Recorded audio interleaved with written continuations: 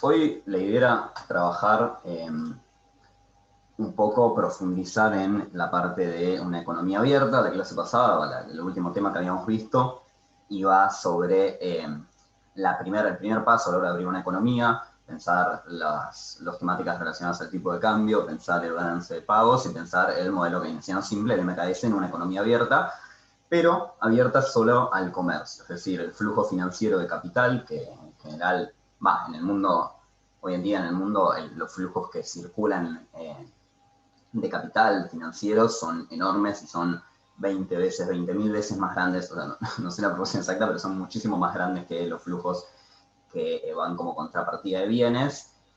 Entonces, una economía que decíamos que estaba abierta solo al comercio, solo al flujo de bienes y servicios y no de capital, era una apertura medio mentirosa.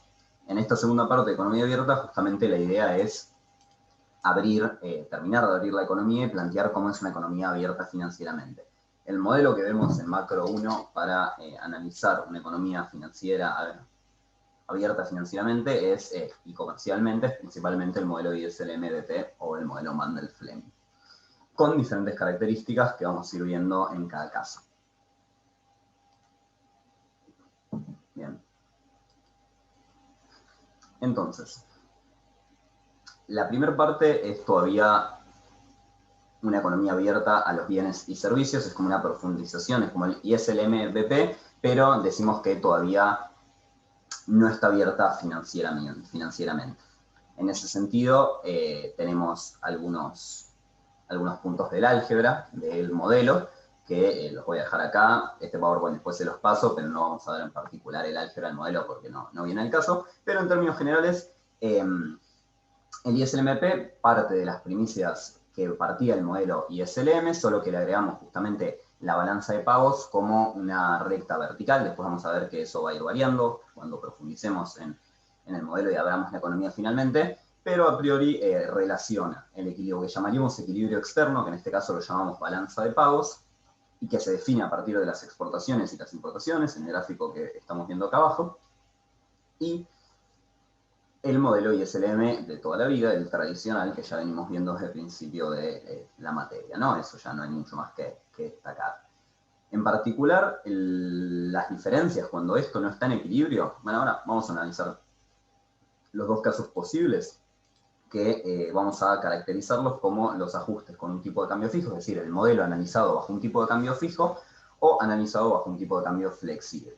Recordamos, todavía estamos solo en una economía abierta al comercio de bienes y servicios, no al comercio, no a los flujos de capitales. Recalco esto porque es muy importante, después va a ser fundamental esa diferencia. Entonces empezamos pensando en un tipo de cambio fijo. Previamente, ¿qué era un tipo de cambio fijo? Bueno, era que la política cambiaria, es decir, el tipo de cambio, cuántos pesos por dólar nos dan, lo define el Banco Central unilateralmente y compra o vende e influye en el mercado cambiario de forma tal que ese tipo de cambio se mantenga y efectivamente esté fijado.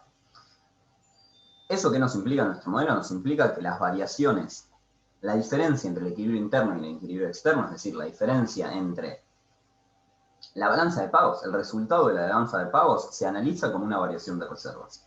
¿Qué significa eso? Bueno, si importamos más de lo que exportamos, porque, bueno, o sea, Argentina está con un producto muy elevado, pero no está exportando nada, sino que está importando muchos productos de afuera, entonces decimos que estamos perdiendo reservas, que el Banco Central está perdiendo reservas. ¿Por qué? Porque si quiere mantener un tipo de cambio a 20 pesos por dólar y está perdiendo reservas, en realidad hay mayor demanda de dólares que oferta de dólares, el Banco Central tiene que salir a ofrecer dólares, a vender dólares al mercado para que se mantenga el tipo de cambio deseado. Eso sucede cuando justamente el equilibrio externo es inferior al equilibrio interno.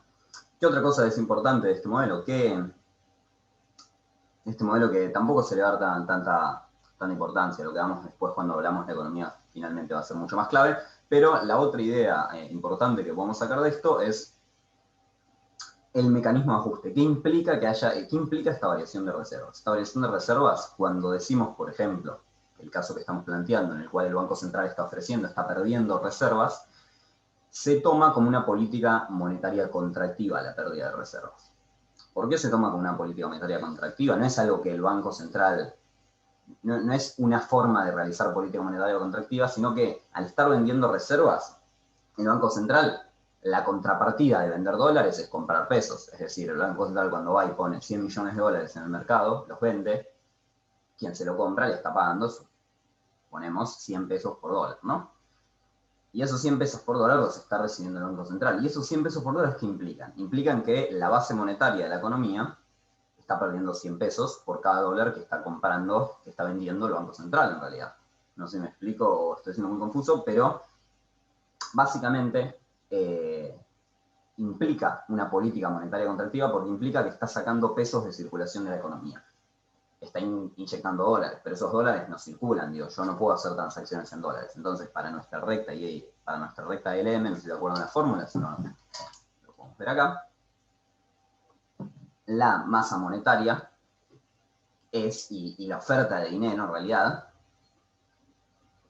es fundamental, ¿no? Entonces, cuando el Banco Central, repetimos, cuando el Banco Central sale a vender dólares, está chupando pesos de la economía y está haciendo una política monetaria contractiva. Para que eso no suceda, es decir, si estamos en una situación en la cual el equilibrio externo es menor que el equilibrio interno y el Banco Central no quiere realizar esta política, o sea, el Banco Central tiene que mantener el tipo de cambio fijo, pero a la vez no quiere contraer el producto, porque esto termina desembocando, es decir, este proceso de ajuste a partir de la venta de reservas termina desembocando en una caída del producto hasta que el banco ya no pierde más reservas porque el equilibrio interno bajó tanto que llegó hasta el punto del interno, ¿no? Como lo vemos en este gráfico. Si no quiere que suceda eso, entonces tiene que hacer una suerte de política contractiva que llamamos esterilización, que se basa en una política expansiva, una política monetaria expansiva. Es decir, al mismo tiempo que el Banco Central está sacando plata de la economía al vender dólares, las está inyectando de otra manera, está, ¿no?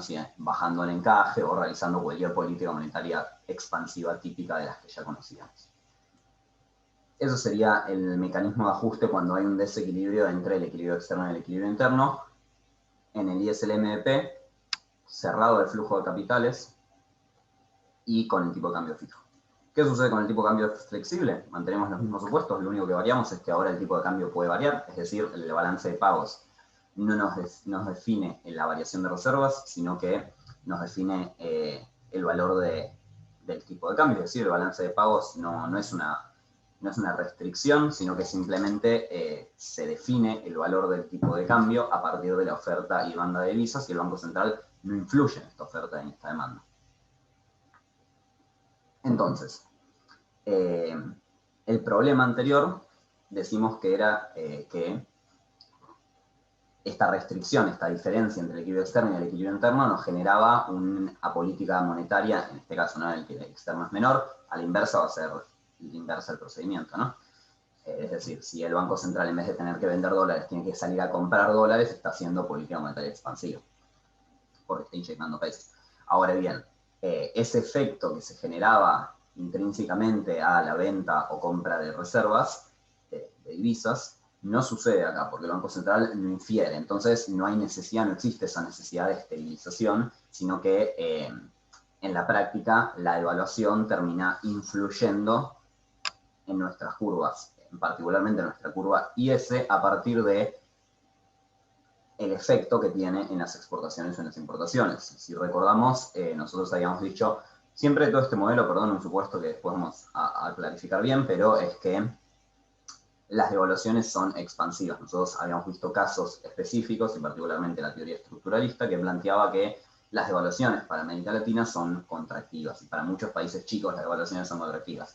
Este modelo supone que las devaluaciones siempre van a ser expansivas. Habiendo dicho eso, entonces,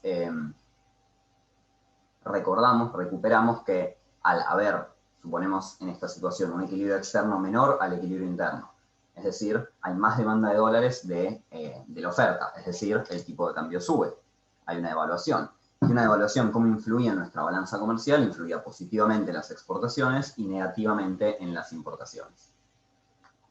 Esto lo doy por asumido en el PowerPoint anterior, está un poquito más desarrollado porque ese efecto influye acá, pero lo vemos directamente en el álgebra, ¿no? En el álgebra de nuestra IS nos demuestra que cuando el tipo de cambio sube nuestra curva IS, se expande. Y al expandirse nuestra curva IS y en particular a expandirse nuestras exportaciones y disminuir nuestras importaciones, es decir, los productos importados son más caros, los productos exportados tienen más competitividad, se equilibra, el equilibrio externo se desplaza hacia la derecha y se equilibra con el interno. Entonces el ajuste bajo tipo de cambio flexible se da automáticamente a partir del tipo de cambio. Esa es la gran diferencia. Pero bueno, ya dejando eso de lado, que era como una suerte de introducción, seguíamos en lo que sería la primera parte de economía abierta, nos metemos de lleno en una economía financieramente abierta. Para contextualizar un poco, ¿cuándo es que sucede esto? ¿Por qué de un momento para el otro decidimos abrir financieramente la economía? Bueno, porque tiene una repercusión, es decir, nosotros lo que estábamos viendo era como quedarse hasta los años 50, ahora no recuerdo bien cuándo fue esta cuestión, pero hasta eso, hasta post Segunda Guerra Mundial. A partir de los 60, con toda la importancia que toma el petróleo y después con el boom de los precios petroleros, en realidad en los 80 y en los 90, toma sentido, se desarrolla una coyuntura a nivel internacional que implica grandes flujos de capitales, grandes flujos de movimientos de capitales. Primero, esto que es previo en realidad, es la cuestión del fin de la paridad dólar-oro. ¿Qué implica el fin de paridad dólar-oro? Implica que antes las monedas tenían como una suerte de tipo de cambio fijo constante, ya que estaban relacionadas tenían una reserva en oro. Nada, existía una cosa que se llama patrón oro, que no nos vamos a meter en eso, pero lo cual hacía que no era tan fácil intercambiar una moneda por la otra, sino que todas estaban fijadas a la cantidad de oro que tenían los bancos centrales en su reserva.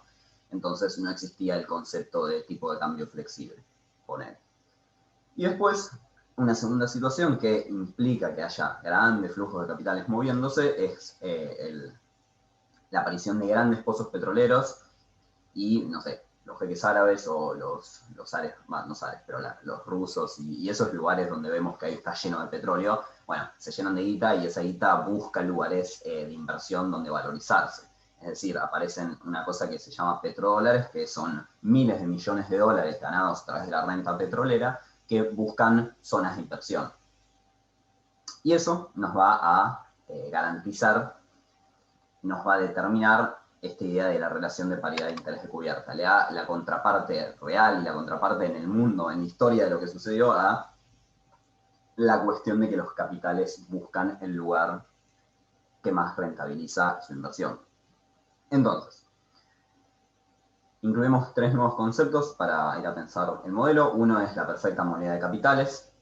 ¿Qué implica la perfecta movilidad de capitales? Implica que no tiene trabas a los movimientos. Es decir, en el mundo hoy en día hay pocos países que tienen una perfecta movilidad de capitales. En general existen algunas pequeñas trabas, algunos impuestos, algunas restricciones, lo que fuera. Vamos a decir que es perfecta, que los capitales no tienen costos para irse de un lugar al otro. Es decir, yo tengo 500 millones de dólares en Argentina y los quiero mandar a Hong Kong y que se valoricen mejor, los puedo mandar de un día para el otro y sin ningún costo intermediario. Suponemos eso, que generalmente tenés algún costo, pero es cierto que en algunos casos esos costos son casi despreciables, así que no es un supuesto tan loco, ponele. Un segundo concepto que incorporamos es esta idea del flujo neto de capitales, que básicamente es los capitales que entran menos los capitales que salen. No tiene más magia. Y un tercer concepto que viene de la mano con estos flujos netos de capitales, pero que incorpora las inversiones reales, es la RNI, que es la renta neta de inversión, que es justamente las inversiones que se van menos las inversiones que entran. No solo los flujos de capital, sino también las inversiones reales. Es decir, si viene una empresa a instalarse acá, trae plata en un principio. Después se la lleva, pero en un principio trae plata. Eso cuenta como un ingreso. ¿Para qué metemos esto? Bueno, esto va a aparecer en el álgebra de nuestra nueva IS. Ahora lo vamos a ver. En nuestra nueva balanza de pagos, perdón. Otra idea que sí es importante y que es lo que define estos modelos es la relación de la paridad de interés descubierto. ¿Qué significa esto? Esta relación que implica plantea justamente una relación entre las tasas de interés locales de cada país y una tasa de interés internacional, que la vemos en el álgebra como IF, F foreign. Entonces, más allá de la ecuación, que es bastante sencilla igual, lo que nos quiere decir es que incorporando la tasa de depreciación, es decir, la relación en la cual se intercambia la moneda local, nos paremos donde nos paremos, con la moneda internacional, y cómo esperamos que varíe esa tasa, es decir, cómo esperamos que varíe el tipo de cambio. Incorporando eso, la tasa de interés local tiene que ser igual a la tasa de interés internacional. Y si, como habíamos dicho antes, estamos asumiendo que los capitales, el flujo de capitales internacional es libre y es de perfecta movilidad, tiene sentido, porque si yo tengo 500 millones de dólares en Argentina, me dan un 2% anual, y me entero que en Colombia están dando un 5% anual, voy a agarrar mis 500 millones de dólares y los voy a llevar a Colombia, porque no me cuesta nada, simplemente voy a tener un 3% de ganancia extra, porque sí. Entonces, decíamos que de esa condición de que hay perfecta movilidad de capitales, se desprende, es un desprendimiento lógico, que las tasas de interés, que los grandes capitales busquen valorizarse en el lugar donde mejor posibilidades de valorización tienen, donde mayores tasas de interés tienen. Esto es una, ¿cómo se dice? Digo, los capitales no buscan solo la tasa de interés. Nosotros estamos tomando a la tasa de interés como un representante de la posibilidad de generar más dinero a partir del dinero que hay. Obvio que la tasa de interés no representa la ganancia de una economía, sino que también hay interés, también recibís más capital a partir de invertir en industria, de otro tipo de bonos. Nada, esto es una simplificación para el análisis que no nos importa en qué va a invertir la plata el señor X. Nada, este gráfico no tiene mucho más magia, es simplemente para visualizar esto.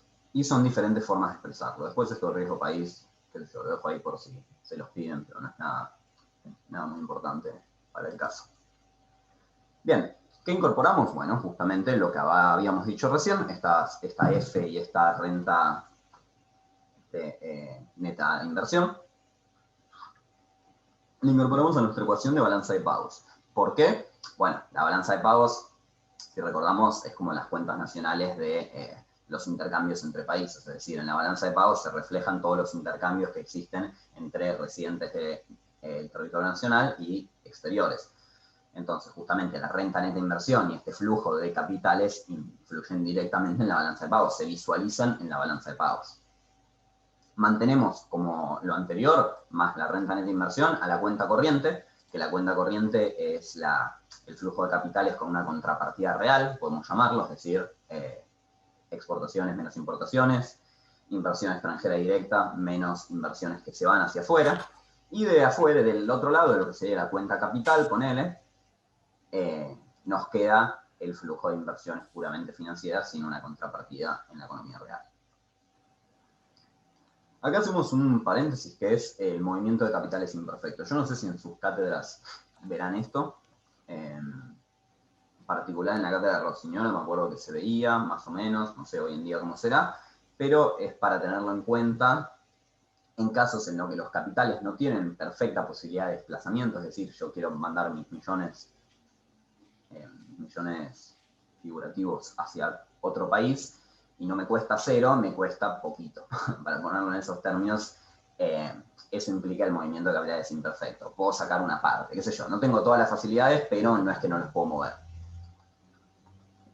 El efecto, ¿cómo se ve esto gráficamente? Es un movimiento en la balanza de pagos, que ahora ya no es una recta vertical, sino que tiene una pendiente.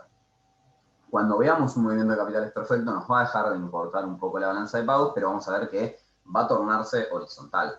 ¿Y por qué es esto? Bueno, es cuánto influye la tasa de interés en la balanza de pagos.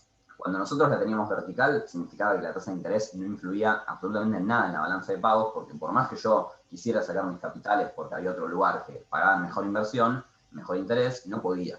Entonces, la balanza de pagos no iba a contemplar nunca esas cuestiones. Cuando es imperfecto, significa que la tasa de interés influye un poco. Es decir, cuando tengo una tasa de interés mayor, mi balanza de pagos es más productiva, es más grande, incorpora más productos, es más rica. ¿Por qué? Porque si tengo una tasa de interés mayor, van a venir más capitales. Lo vemos también en el álgebra esto, ¿no? Digo, la renta neta de inversión, cuando sea la tasa de interés mayor, va a ser mayor. Entonces van a venir más capitales. Cuando sea menor, van a venir menos. Cuánto influye la tasa de interés en la balanza de pagos es justamente cuán perfecto es el movimiento de los capitales. Y ahora sí, nos metemos en lo que más viene a esta clase, que es el tema del modelo Mandel-Fleming. No, mentira, igual ya nos habíamos metido en lo más importante, pero este modelo va a ser la clave de la economía abierta. Ah, como más, mandale un beso. Creo que OADA también se ve con Estás ahí, estuviste dormido. Estos supuestos, no hay ninguno que sea muy complicado. Esta D eran... Ah, bueno, eso es importante. Una variable re falopa que no era tan importante, la verdad, que incorporaba un montón de cosas, como la teníamos parte esta D de la paridad de interés descubierta, de la segunda forma de describir la paridad de interés descubierta, y esta D incorpora parte del riesgo país, incorpora el riesgo de default, el riesgo de devaluaciones imprevistas, como que son todas las cuestiones negativas que pueden hacer que no quieras invertir en un país, básicamente. Sí, me muy rara, como una variable muy extraña, por eso mismo decimos que queda constante, así que no nos importa. Más allá de estos supuestos evidentes, de que no tenemos a corto plazo, de que los precios son fijos, digo, no tienen ninguna particularidad muy loca, tal vez este es el más nuevo, que nos plantea justamente que la expectativa de evaluación, también un componente importante de la paridad de interés descubierta, se mantiene constante. Nada más. ¿Estás con papá también? ¿Cuál va a ser la diferencia? ¿Cuál va a ser la parte central? ¿Qué es lo que queremos sacar del modelo Mandel-Fleming? Más allá de entender cómo funciona. Las diferencias respecto a cómo influye la política monetaria, cómo influye la política cambiaria en la política monetaria, en el equilibrio de nuestra economía. Entonces, antes de meternos lleno en eso, tenemos que vamos a ver en realidad que va a haber una diferencia sustancial entre los tipos de cambio flexible y los tipos de cambio fijo. Nosotros antes, cuando analizamos ISM y SLM, veíamos cómo es una política monetaria y cómo es una política fiscal.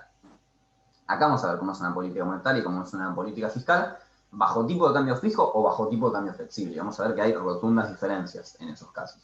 Entonces, para hacer una suerte de recapitulación de cuáles son las diferencias entre fijo y flexible, o las que más nos van a importar, bueno, y las similitudes. La primera similitud y la única que marca en este cuadrito es que en ambos casos se va a verificar la paridad de interés descubierta. Es decir, en ambos casos va a haber perfecta movilidad de capitales y la tasa de interés local va a tender a igualarse a la tasa de interés internacional, a la IF.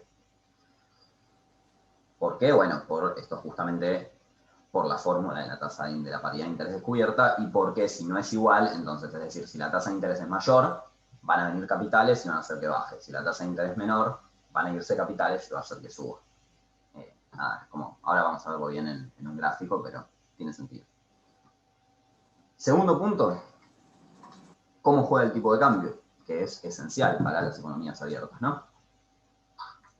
En el caso del tipo de cambio fijo, decimos que es una variable exógena.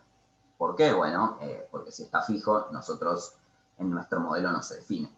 Ya nos vino como algo que cae afuera. Ya el gobierno nos dijo que el Banco Central nos dijo que tiene que estar a 100 pesos. Yo no puedo cambiarlo.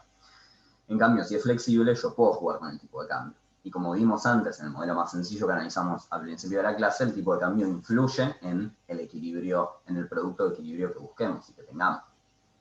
Y el tercer punto es cómo influyen los desequilibrios de la tasa de interés y qué resultado tienen. Cuando tenemos un tipo de cambio fijo, acá creo que lo anoté mal esto. Claro, es al revés. Cuando tenemos un tipo de cambio fijo, sabemos que se generan variaciones de reservas, porque el Banco Central tiene que salir a vender o comprar dólares para, después lo corrijo, tiene que salir a vender o comprar dólares para mantener el tipo de cambio prefijado. Sin embargo, cuando está el tipo de cambio flexible, este efecto se verifica como una devaluación o como una apreciación de la moneda, no como una pérdida de reservas. Una cosa que ya vimos, ¿no? Era como una suerte de recapitulación. Y ahora sí, vamos a ver los 4 casos de política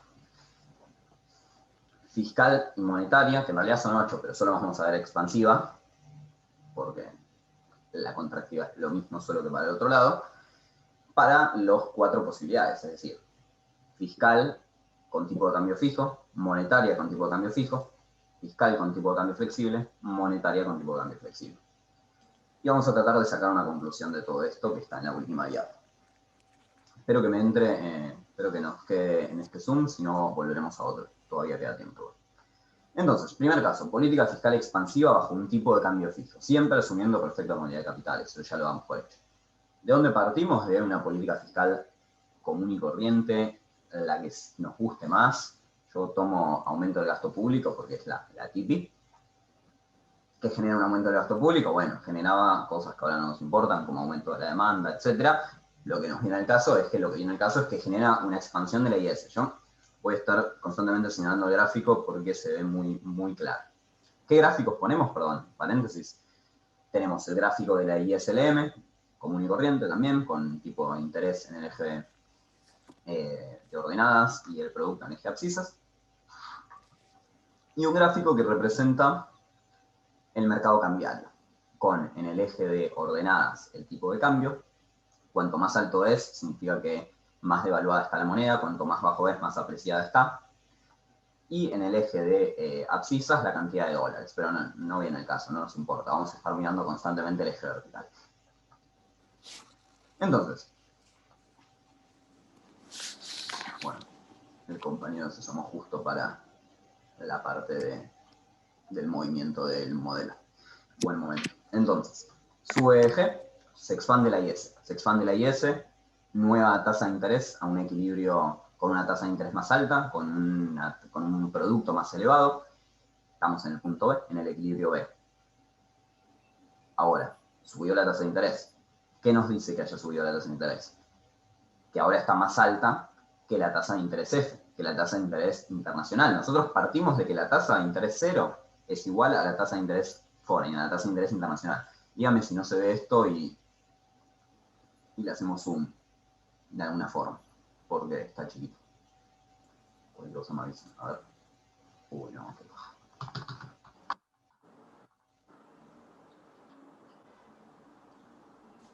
¿Se ve?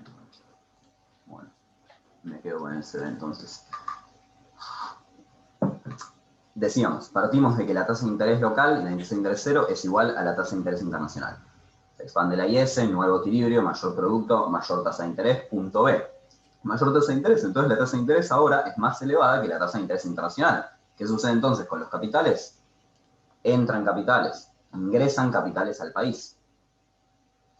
Este ingreso de capitales nos aumenta la oferta, nos genera una expansión de la oferta en el mercado cambiario, porque los capitales vienen en dólares, y si quieren invertir, invierten en pesos. Digo, acá en Argentina la tasa de interés se valoriza en pesos, no se valoriza en dólares. Entonces, vos llegás con 500 millones de dólares de Taiwán y los querés cambiar por pesos. Entonces, los cambiás por pesos y los cambiás en el mercado de cambios local. En el mercado de cambios local, entonces, ve una expansión de la oferta.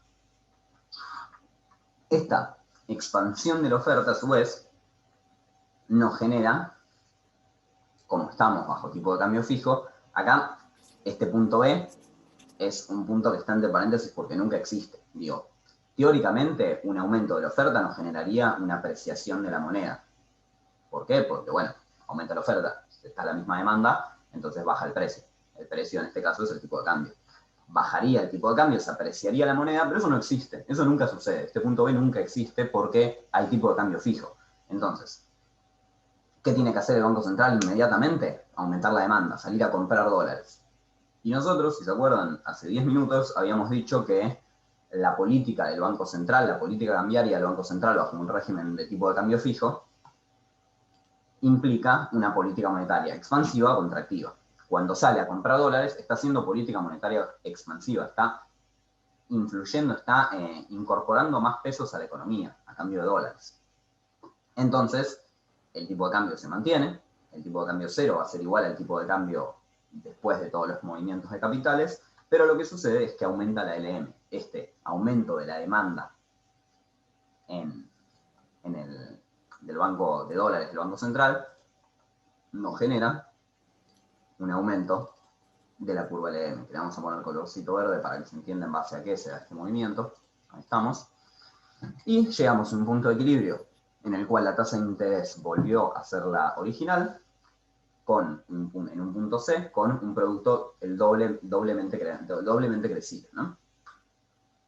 Este efecto les puede hacer acordar, o por lo menos tiene cierto parecido con el efecto que se daba a partir de vale la redundancia, el efecto Keynes, que había como dobles movimientos, solo que el efecto Keynes era como me voy y vuelvo un poquito, acá es me voy y me voy, o me voy y vuelvo completamente, ahora vamos a ver. No sé si entendió algo de eso que dije, pero básicamente acá lo vemos en el resultado que escribimos. Tenemos un aumento en vistas de la expansión del gasto público y un segundo aumento en vistas de la política monetaria expansiva implícita que se desarrolló a partir de la compra de dólares por parte del Banco Central. Esa es la idea. No sé si se entendió, porque sí, no tiene mucha magia. El tema es que partimos de algunos supuestos que ya sabemos, ¿no? Que ya los damos por sabidos. Acá no hice mención, pero esta diferencia que vemos acá es como la variación de reservas positivas, es decir, es el aumento de oferta de dólares, lo vimos reflejado como justamente un aumento de las reservas del Banco Central, es decir, el aumento de la demanda en realidad.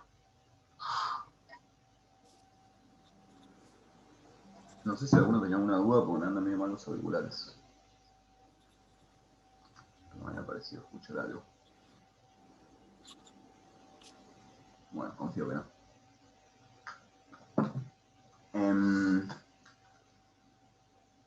Listo, hasta acá llegamos. ¿Cuál es el resultado? Entonces, bajo tipo de cambio fijo, una política fiscal, sea expansiva o sea contractiva, después les queda de tarea, si tienen ganas de que les quede bien claro este modelo, para hacer ustedes el análisis para una contractiva, me pueden preguntar por el grupo a ver si necesitan alguna mano, pero van a ver que es el mismo proceso, es decir, se contrae y se vuelve a contraer por la LM.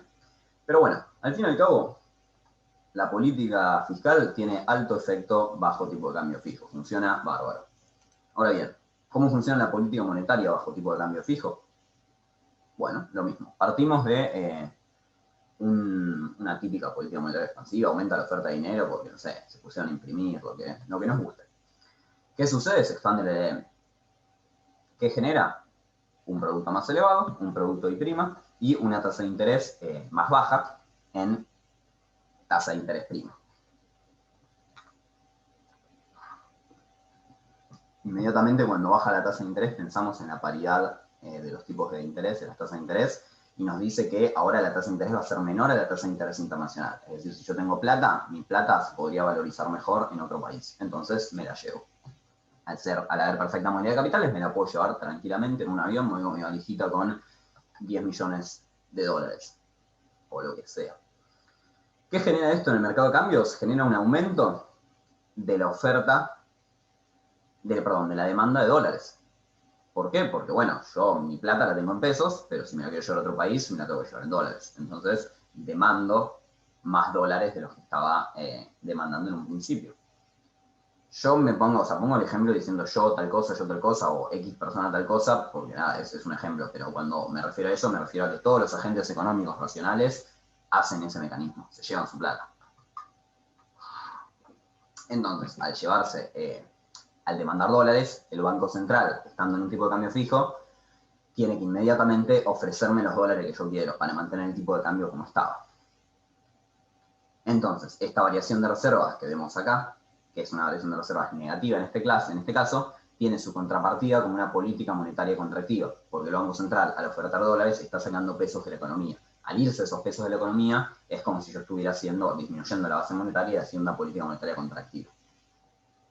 Entonces, el último efecto sería, ¿dónde estamos? Que la LM se desplaza de nuevo a su lugar. ¿Por qué? Bueno, porque, como decíamos, el Banco Central tiene que ofrecer dólares y la contracara de un aumento de la oferta de dólares y la contracara de una variación negativa de las reservas del Banco Central es una contracción de la LM. Entonces, ¿cuál es el resultado de una política monetaria bajo un tipo de cambio fijo? Ninguna. No tiene ningún tipo de efecto. Es decir, la hice al pedo. No me sirvió de nada. Yo quería expandir el producto y no lo pude expandir. Primera conclusión que sacamos de esto, bajo un tipo de cambio fijo, si tengo que hacer política, hago política fiscal. La monetaria no me sirve. Segundo capítulo, tipo de cambio flexible. Vamos a hacer de nuevo el análisis para una política fiscal y una política monetaria. Lo mismo que les dije antes, si quieren fijarse si esto funciona para una política monetaria contractiva, háganlo y van a ver que es lo mismo. Ahora, tipo de cambio flexible. Incorporamos un nuevo gráfico. Incorporamos el gráfico de las exportaciones e importaciones. Lo podíamos hacer también antes, pero nos iba a quedar igual, porque nosotros, el único desplazamiento que se ve en nuestras curvas de Impo o de Expo, se debe a la devaluación o la apreciación de la moneda. Al tener un tipo de cambio fijo, este gráfico iba a estar igual en toda su amplitud. Bien. No voy a llegar a terminar en estos 3 minutos, así que nos vamos, salimos ahora y volvemos al mismo link. O sea, tardaríamos 6 minutos en estas 3 diapositivas, tampoco es mucho, pero para que no se corten la mitad prefiero salir y... Bueno, vamos a grabar. Bueno, estábamos en esta segunda parte del modelo Mander-Fleming, en el cual el tipo de cambio es flexible. Política fiscal. La misma que antes, sube el gasto público, se expande la IS hacia IS' y llegamos al punto de equilibrio B. En este punto de equilibrio B tenemos una tasa de interés mayor y un producto mayor. Nos trasladamos inmediatamente a pensar qué sucede en el mercado cambiario. En el mercado cambiario, entonces, la tasa de interés local es mayor a la tasa de interés internacional, es decir, entra en capitales. Es decir, aumenta la oferta y se desplaza hacia O', o azul, o celeste, no sé qué color es. Entonces, ¿esto qué implica? Un aumento de la oferta con una demanda constante implica un abaratamiento del bien, es decir, un abaratamiento del dólar, es decir, una baja del tipo de cambio. Ahora bien, esto antes estaba buenísimo, era 10 puntos porque el tipo de cambio estaba fijo, entonces decía que el Banco Central acumulaba reservas y nos hacía un doble efecto de expansión. En este caso, eso ya nos olvidamos y no sucede. Nos desplazamos ahora al mercado externo, a la brecha, al panorama externo. Habíamos partido de un equilibrio en el cual el equilibrio externo igual al equilibrio interno, el producto externo igual al producto interno, y sin embargo, cuando el tipo de cambio baja, los productos que importábamos ahora salen más baratos, entonces importamos más. Digo, yo estaba comprando lata de tomate argentina a 50 pesos, porque la italiana estaba a 55, que es más rica, pero ahora que está a 45 voy a comer italiana, sin dudas. Entonces, aumenta la cantidad de productos que se importan, es decir, nuestra curva de importación se desplaza desde la cero, desde la negra, hacia la azul, a la prima. Aumenta. Y a su vez, las exportaciones son menos competitivas. Acá no vamos a explicar por qué son menos competitivas, porque es todo un bardo, pero decimos que son menos competitivas. Eso en el PowerPoint pasado está un poco mejor desarrollado. La cuestión es que, aunque sea, si lo queremos ver simplemente desde el álgebra, sabemos que las exportaciones reaccionan negativamente, bueno, en realidad reaccionan directamente en consonancia con el tipo de cambio. Cuando el tipo de cambio bajo, bajan las exportaciones. Entonces, nos pasamos de un equilibrio en A a un equilibrio en B. Pasamos de un equilibrio en A a un equilibrio en B. Es decir, el producto externo cayó. Y a su vez, más allá de ver lo que sucede en el mercado, en la balanza de pagos, en el mercado, en las transacciones internacionales, lo que sabemos es que una reducción de las exportaciones y un aumento de las importaciones nos contrae nuestra IS. ¿Por qué sabemos eso? Porque tenemos nuestra fórmula IS, acá mismo, y vemos que las exportaciones juegan positivamente y las importaciones juegan contractivamente. Más allá del álgebra, que es memoria, lo podemos razonar y decir que cuando el país exporta más, significa que el país produce más, que tiene más mercados en los cuales vender, entonces produce más. Si exporta menos, significa justamente lo contrario. Y las importaciones, cuando importa más, significa que el país está consumiendo más de afuera y está produciendo menos en relación a lo que producía antes. Entonces eso nos implica una contracción en la IS. ¿Hasta dónde va a ser esta contracción? Hasta que la tasa de interés se equilibre con la anterior y volvamos. Y ya no vengan más capitales y se estabilice el tipo de cambio.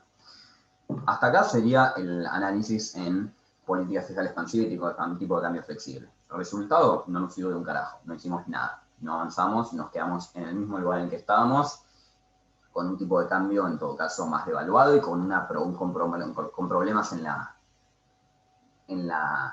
brecha externa. Es decir, antes teníamos que el producto local era igual al internacional, ahora estamos jodidos. Ahora tenemos que el producto externo es menor, está más contraído por el aumento en la CIMPO. O sea, está todo mal. Política fiscal expansiva no nos sirve bajo un tipo de cambio flexible. Y tampoco nos va a servir la contractiva. cierro, acá pongo un punto aparte y hago un paréntesis. Este mecanismo en realidad va a seguir y va a dar vueltas y va a ser como una espiral. ¿Por qué decimos eso? ¿Y por qué antes no lo decíamos? Primero lo vemos acá en el gráfico en el gráfico de expo menos -5. Porque cuando nosotros estamos en el punto B, si suponemos que acá hay un equilibrio parcial, porque en realidad no es un equilibrio parcial, es el problema, es un desequilibrio. ¿Por qué decimos que es un desequilibrio? Porque acá estamos perdiendo dólares. Y como en realidad no estamos perdiendo dólares porque hay un tipo de cambio flexible, en el punto B se están demandando dólares. Es decir, en el punto B el equilibrio externo es menor al equilibrio interno. Entonces, la gente que ahora exporta menos y la gente que ahora importa más está demandando más dólares y está ofertando menos dólares. Entonces, en el mercado cambiario, dentro de un tiempo, en un T+1, se haría un proceso que vemos en color naranja, que es que aumentaría la demanda, en realidad también disminuiría la oferta un poco, pero en última instancia volveríamos al tipo de cambio cero.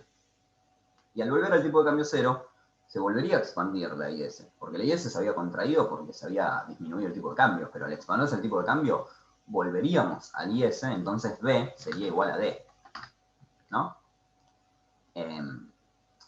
Y después volveríamos. Digo, esto en ese sentido es un círculo, en el sentido de que esto nunca llega a un equilibrio. ¿Cuándo va a llegar a un equilibrio? Bueno, tenemos que salir de este modelo y tenemos que pensar otros factores que influyen. Esto yo no sé si se los dan así en sus cátedras o si no, o se ignora y no se hace este paréntesis y esta aclaración, por eso les digo que es un paréntesis y que no lo tomen como algo, como una verdad absoluta, sino que está bueno para pensarlo, ¿no? Como que bajo un tipo de cambio flexible, perdón si escuchan ruidos y esas cosas, nada, bajo un tipo de cambio flexible entonces no llegamos nunca a un equilibrio de corto plazo. Cuando veamos mediano plazo se va a resolver en parte esto, si no me equivoco. Y bajo tipo de cambio flexible, con una política monetaria, en este caso expansiva, vamos a ver qué pasa. No llegué a completarlo el gráfico, ya van a tener un indicio de que esto va a funcionar, pero vamos a ir haciéndolo, ahora, para pasarles el PowerPoint, perdón, pero ahora lo completo, pero vamos a tratar de ir reponiéndolo en conjunto en este momento. Entonces, política monetaria, aumenta la oferta de dinero, se expande la LM. Al expandirse la LM, baja la tasa de interés. Inmediatamente, mercado cambiario, ¿qué pasa cuando baja la tasa de interés? Se van los capitales. Me voy a la mierda, me llevo mi plato a otro lado que se valorice mejor. Aumenta la demanda de dinero. Aumenta la demanda de dólares, perdón, no la demanda de dinero. El aumento de la demanda de dólares con una oferta constante nos genera un tipo de cambio mayor. Es decir, se devalúa la moneda. Y una devaluación, como influye en el sector externo, influye como una expansión de las expo y como una contracción de las impo. Me sale más caro importar, soy más competitivo exportando. ¿Cómo influiría esto? Hasta acá llego en el gráfico. Vamos a tratar de hacerlo al mismo tiempo. ¿Cómo influye esto? Bueno, influye como una expansión de la IS. ¿Por qué? Bueno, ya habíamos visto en el álgebra que un aumento de las expo y una disminución de la impo nos expande nuestra curva IS. Es decir, ¿hasta dónde nos expanden? Bueno, estos son aproximados, ¿no? Nos expanden hasta...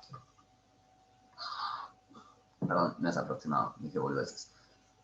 ¿Hasta dónde nos expanden? Hasta que la tasa de interés vuelva a ser la tasa de interés internacional, vuelva a ser la tasa de interés cero. En este punto en el cual volvimos a la tasa de interés en la que estábamos en un principio, dejan de irse capitales y se equilibra el punto. ¿Dónde se equilibra?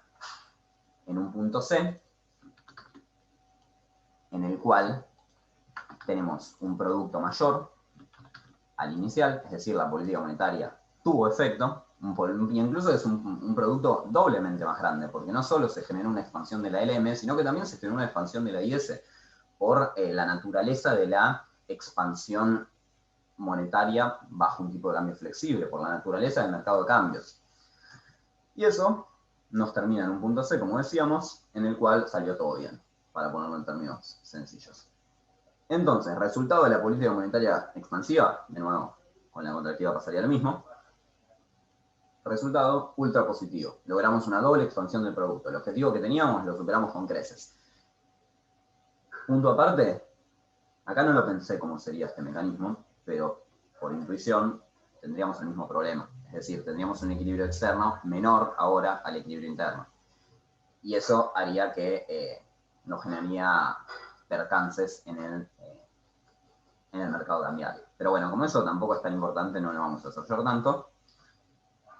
La cuestión, todo esto que veníamos diciendo, se resume en la famosa Trinidad imposible. Si yo tengo libre movimiento de capitales y tipo de cambio fijo, es decir, perfecta movilidad de capitales y tipo de cambio fijo, hay algo que no puedo hacer. ¿Qué es lo que no puedo hacer? Política monetaria. La política monetaria no es independiente. La política monetaria decimos que no es independiente porque decimos que no sirve para nada. Si yo tengo tipo de cambio fijo y quiero tener política monetaria independiente, no puedo tener libre movimiento de capitales, porque si tengo libre movimiento de capitales, por a través de la paridad de interés descubierta, mi política monetaria deja de servir. Y por último, el tercer caso, si tengo libre movimiento de capitales y política monetaria independiente, no puedo tener el tipo de cambio fijo, porque si tengo el tipo de cambio fijo, no hay algo que no está funcionando. Este es el resumen del modelo Mandel-Fleming. El resumen es sencillo, es simplemente acordarse de estas cosas. Es mucho más sencillo acordárselo si sabemos cómo se dan estos movimientos en el modelo en sí.